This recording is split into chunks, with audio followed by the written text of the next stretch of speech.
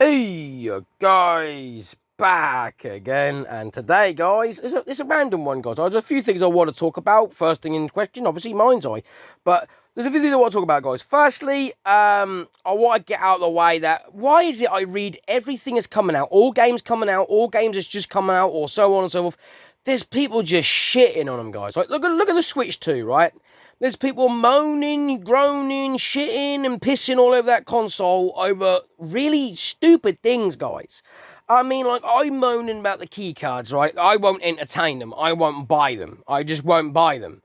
But, like, Nintendo's like, oh, the physical market games, no, not doing as well as we expected. Nobody can afford to buy your fucking Switch 2 right now. But, firstly, right, I'm excited still to buy my Switch 2, even after all the horror stories of people going, oh, it's not really worth it, oh, blah, blah, blah. People have to understand graphics ain't gonna get much better than they are, and it's like when people critique the stupidest of things, guys, it bugs me. It's like we're living in a world just based off hate, you know.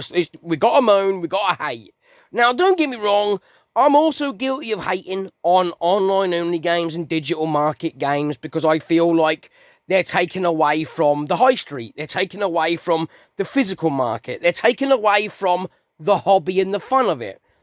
That's just going to make it a more greedy niche market, which I don't want to be a part of. That's why I shit and moan on it. However, though, I don't go out of my way to buy digital games, online-only games, just to shit on them. Look, guys, I hate online-only games. Oh, look, well, the next game I bought was online-only. Now let me shit all over it. No. By the off chance, some accidents I bought a game not knowing it requires the internet and online-only, then I shit all over it. But my point is I don't go out of my way to hate or buy an online only game just to hate on it. But it seems that people out there, I've watched people even say it like, oh, I knew this game was going to be bad before I even bought it. I played the beta and it was horrible. Then why would you buy it then? Just to throw more negative at it. It don't do nothing but hurt, obviously, the developer and then hurt people that don't even know if they're going to buy the game or not because they're going to take your word for it. Now, I hope everything I say doesn't come across that way, guys. I don't ever want to influence anybody into not buying something or buying something. It should be designated your option. Like with Mind's Eye, guys, right? Let's get to Mind's Eye. I played the game, guys. The uploaded gameplay you saw was full 4 hours of offline gameplay, guys. No updates, no nothing. Everything I played was 100% off the disc. And, yeah, I had a few little problems with the game, guys. Nothing major. My problems came with glitches. I were like in one scene, he was talking, and when the cutscene come back to him, my hair was floating above my head.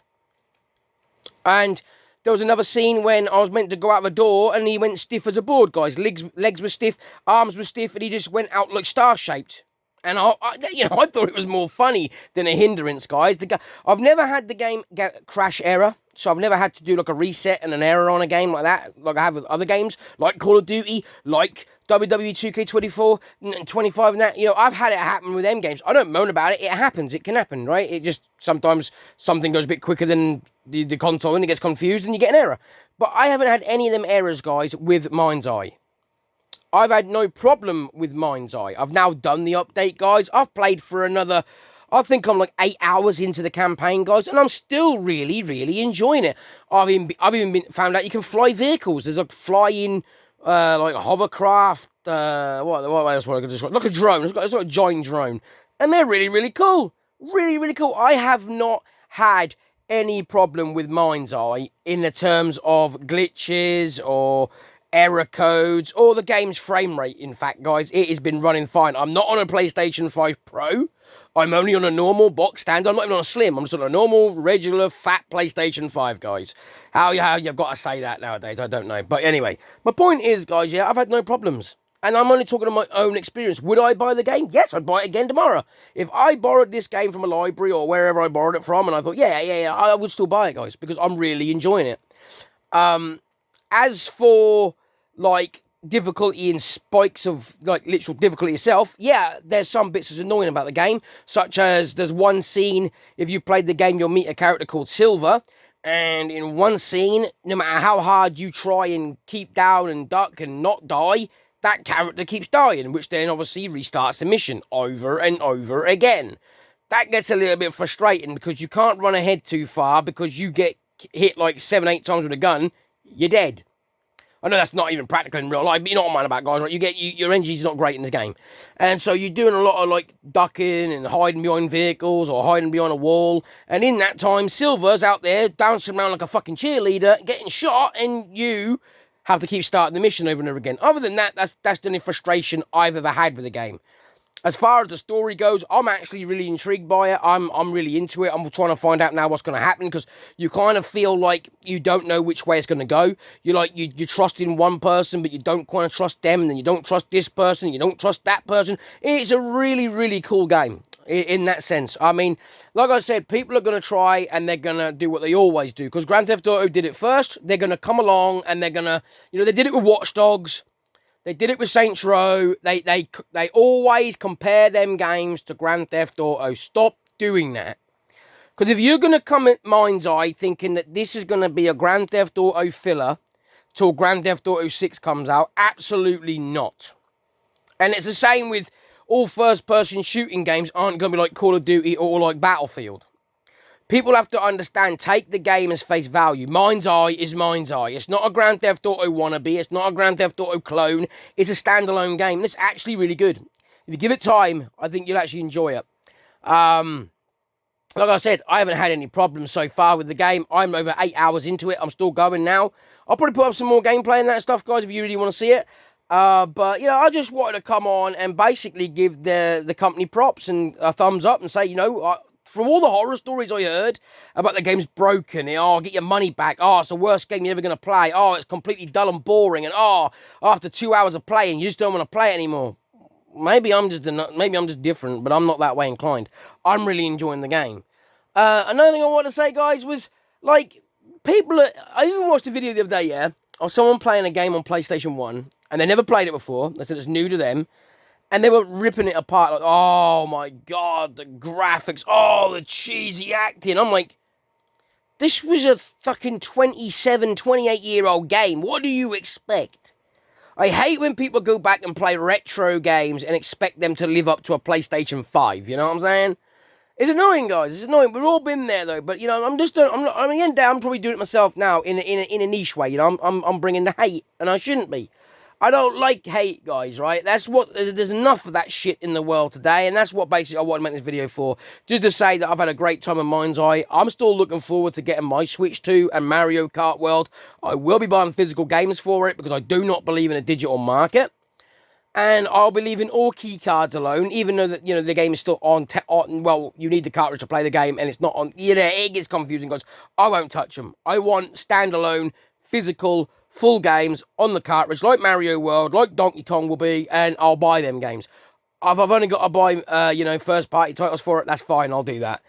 If the third-party game side of it wants to go key card all the time, I won't entertain it. But then again, I've got that many systems, PlayStation 5, 4, and all so on and so on. I could just buy them for that.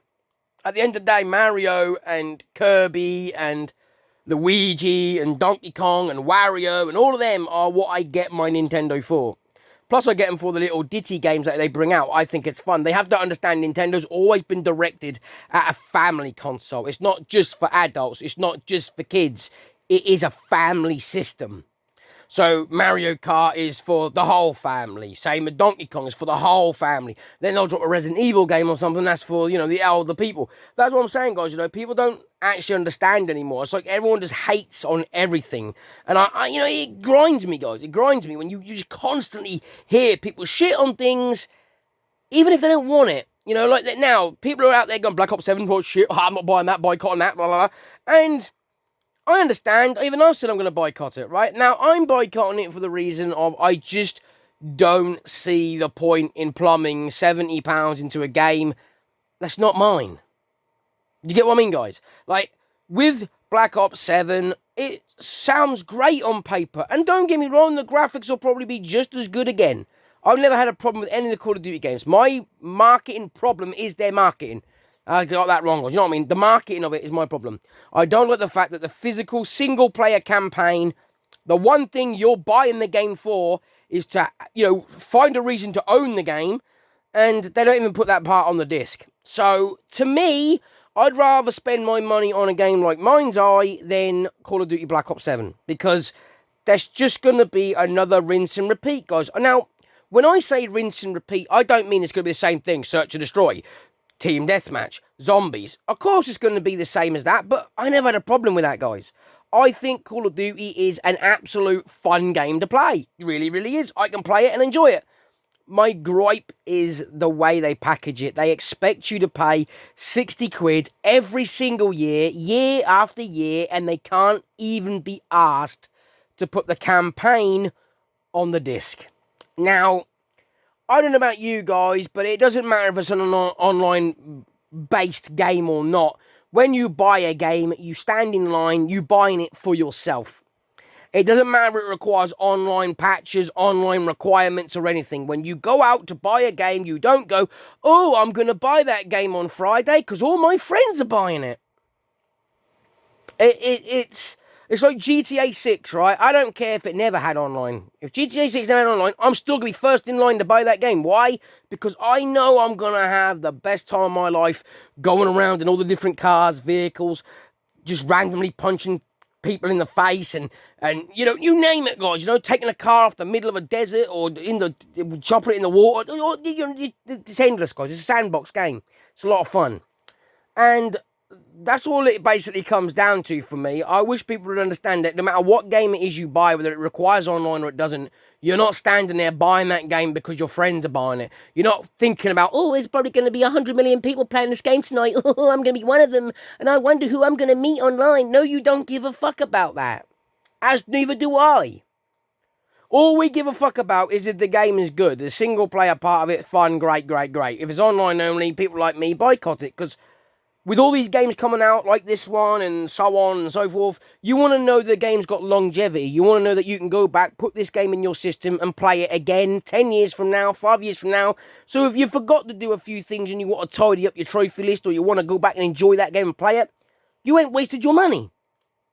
You come back to it 7, 8 years from now and you know it's still going to work, still going to be enjoyable, still going to play it and think, oh, cool, forgot all about it. Well, you come back to a game like Leatherface, you know, Texas Chainsaw Massacre, or a game like Call of Duty, where they're now turning the servers off. Eventually, you're going to get to a point and go, oh, I can't play this no more, it's not fun. And that's the point. And that's my gripe, guys, right? That's why I shit on online games, because as a gamer, I want to be able to play my games when I want to play them. Not on the move. I don't want to shoot it out of my ass like fucking Go-Go Gadget. I just want to be able to play the games when I want to play them, guys. I've got my PS3. I've got my Mega Drive. Anytime I want to play one of them old games that I'd forgotten about and want to go back and enjoy it, I can. My nephews are all in their 20s now, guys, yeah? And every single one of them enjoyed the PlayStation 3 and the Xbox 360 era because they got to see games I was buying back then. If they were all digital online only games back then, I wouldn't even bothered. I wouldn't even bother, guys. You know, and if it goes 100% digital, will I get on board with it? I suppose we all have to. We ain't got a choice in the matter, but I guarantee you games will flop a lot more because we'll all wait for the price to drop to rock bottom price, and if they never do, we just won't buy it. Like now, guys, right, I've been itching to buy Forza Horizon 5 for the PS5. I admit it, right? But at $54.99, they dropped it down to like $43.99 about 2 weeks ago. Still too dear. For a digital game, it's too dear. I'm not paying that. I'm not buying it to go online. I'm not doing all that. I want to play on my own. You know, I like the game. I enjoy it. It's fun. I had it on the Xbox. Now it's on PlayStation. Even better. But yeah, I don't want to pay that. I'll pay $20-25, but even that's pushing it for a digital game for me. But like I said, guys, right, I don't hate upon it. I don't sit there saying none of you should buy it. I'm just saying it as my own personal preference. What I hate is when you get people and you'll see the slogan like, Switch 2, is it worth it? Oh, before you buy. And they don't, you go, oh, that's good, before you buy. That mean they're going to explain everything? No. They basically read the back of the box, guys. Before you buy. Did you know this is a action roleplay game? Yeah? What about online, offline? Can I do that? They don't tell you. They don't fucking tell you shit. Like, well, how's it a before you buy if you don't actually tell us you actually need an online subscription to play this game? No, you can play this game offline. That's not a before you can buy then, is it? They're not telling you everything. They're basically just saying, before you buy, did you know this game's a game? Fucking, no, really? I don't know, guys. Again, right, I don't mean to moan, but I'm just saying, wish people would be a little bit more open. There's a guy that I follow. and he's a foreign ethnic, but he gets to the point, right? He dubs it over in English, right? And if the game is or is not online or offline, he always plays the games with the disc version only before doing internet and updates and patches. And it's thanks to that guy, he saved me money buying Doom. He saved me money buying Indiana Jones, because I'm not willing to pay 80 quid for a game that's not on the fucking disc. I don't care. Now, digitally, if it drops down to a tenner, I'll buy it. When that going to happen, guys? Never. So therefore, I'm never going to buy it. That's the problem. I go on there now, right, on the online store. UFC 5, $59.99. I can go to CEX and get that for a fiver. I don't need to. I've already got it. But my point is, you can get it for a fiver. Why the fuck are you going to pay $59.99 for it? The only way online digital games are ever going to work is if they bring out a subscription base like Xbox has, and then it's not a games console anymore. And if they're going to do that, people will just move to PC. So games consoles will die then, and it's all their fault. It's greed. Greed of the consumer, because these cases cost a few p. This printing costs a few p, and the discs cost pennies. It even said it. Even developers said it doesn't cost them a lot of money to do it. It's just that that's the way they want to do it. But in my opinion, guys, options always sell things better. It don't matter where you go, you watch people buying cars. Any car they want to buy, they all want options. They want to know this, they want to know that. And it's the same with anything you buy in life. You go, you buy a sandwich, you want different flavours. You go buy a packet of crisps, you want different flavours. If every fucking thing was the same, you wouldn't buy it. And this is where the digital market and the physical market is breaking each other, because at the end of the day it should be both. It should be an option for those who want to go digital and for those who want to go physical, and it should always be that way. I do agree they shouldn't mass produce these games, right? They shouldn't bring out 300-400 million copies worldwide, because once you bought it, like now, right, I explained this yesterday to my wife when Pip was going about, because she said that our charity shop's got like 70,000 DVDs, and now they're shredding them, guys. They're starting to shred them. They've got a note and they don't take them anymore. They don't understand. I've already got Mind's Eye, guys. If I go into CEX next week and I see Mind's Eye, am I going to go, oh, God, there's Mind's Eye, I'm going to go buy it again? No. But the reason there's so many copies out there and people are buying and selling them is because they mass produce them. They bring out about 5 copies more than the population of the world. And at the end of the day, they've got to understand there's not that many. Make it by pre-order. Make people pre-order like Limited Run does, but have a better system, obviously. Like, let your pre-orders happen 6 months before the game is getting physically released. Then you can start printing out the copies of people that's pre-ordered the game. Now, if that person sells his game, he's going to find it hard to either buy that game back again, and people will find it in the wild who didn't have the time to pre-order it and go, oh, look, there's a game I haven't got. Look at the retro market, guys, right? Them games have become scratched, broke, lost, and now it's a niche market. Some games are missing manuals, some games are missing the games, and that's whacking the prices up. It's making it harder to find full sets. It's making it harder to buy certain games. If they did this with the physical market on Blu-rays, DVDs, and CDs, and only allowed you to pre-order the copy within a 6-month window, that'd be it. That'd be it. It'd make it a lot more niche, a lot more hard, but obviously the digital copy's on the store if you want to get it anytime you want. But for us physical collectors, if they have an open window, I'd say a year. Make it a year, because not everyone can afford 13, 15 games a year. So if they did it a 1-year window, said, look, you can pre-order up to 6 months of launch date, and then 6 months after launch date, you can pre-order a copy and we will make it designated for you. Put your name in, and you pay for it there and then, and you'll get your copy.